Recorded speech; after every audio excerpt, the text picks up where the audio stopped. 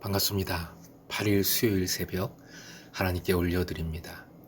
완전하신 나의 주, 함께 찬양 부르십니다.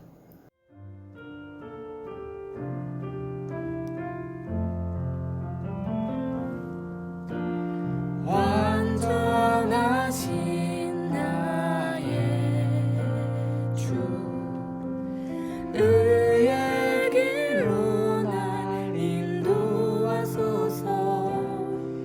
행하신 모든 일 주님의 영광 다 경배합니다.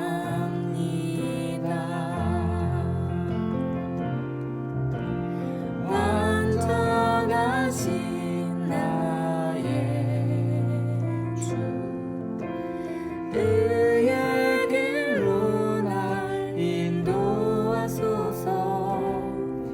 행하신 모든 일 주님의 영광 다 경배합니다. 예배합니다. 찬양합니다. 주님만 날 다스리소서. 예배합니다. 찬양합니다. 주님 홀로 높임 받으소서.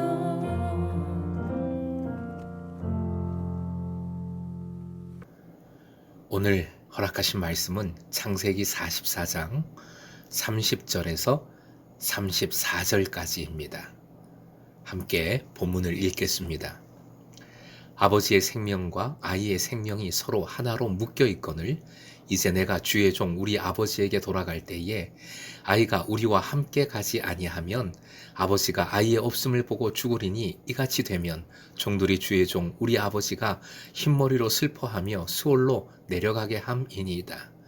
주의 종이 내 아버지에게 아이를 담보하기를 내가 이를 아버지께로 데리고 돌아오지 아니하면 영영이 아버지께 죄짐을 지리이다 하였사오니 이제 주의 종으로 그 아이를 대신하여 머물러 있어 내 주의 종이 되게 하시고 그 아이는 그의 형제들과 함께 올려 보내소서. 그 아이가 나와 함께 가지 아니하면 내가 어찌 내 아버지에게로 올라갈 수 있으리이까?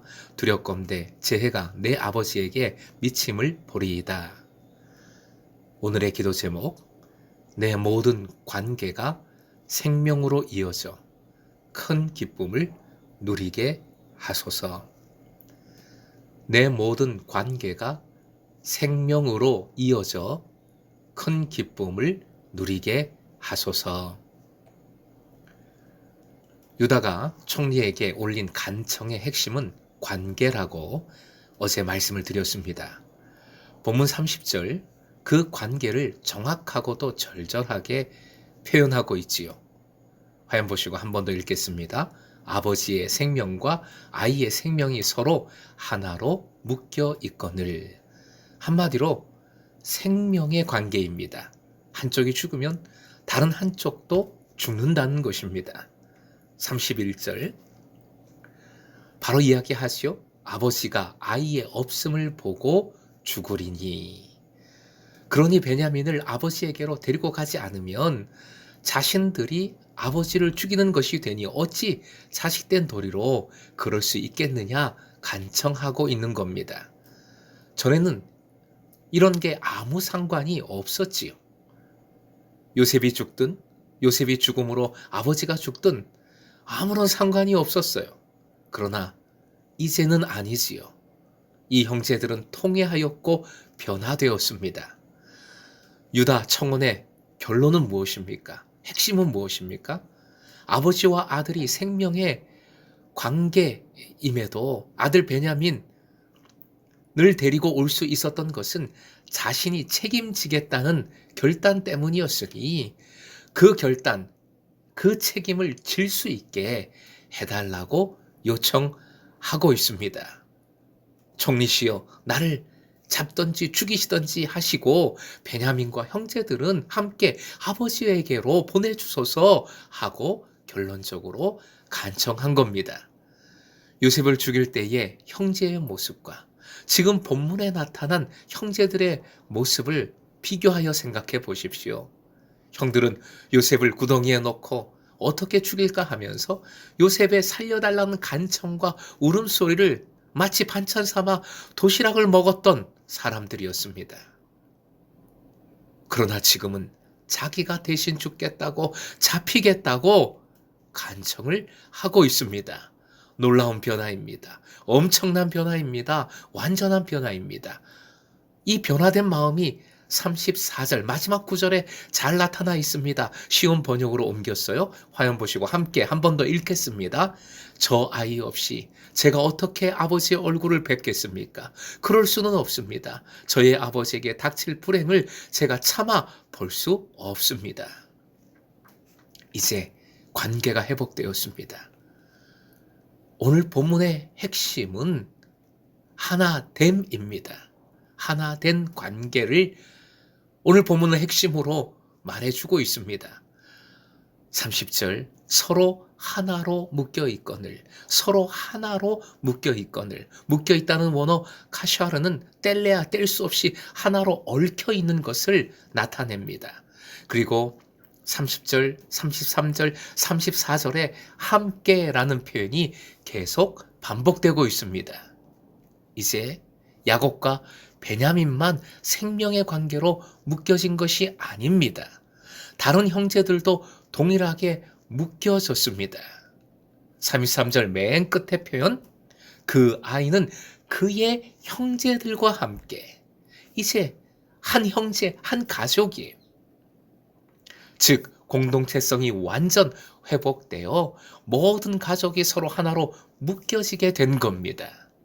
생명과 생명이 하나로 묶여 있다는 본문의 말씀이 참 가슴 벅차게 다가옵니다.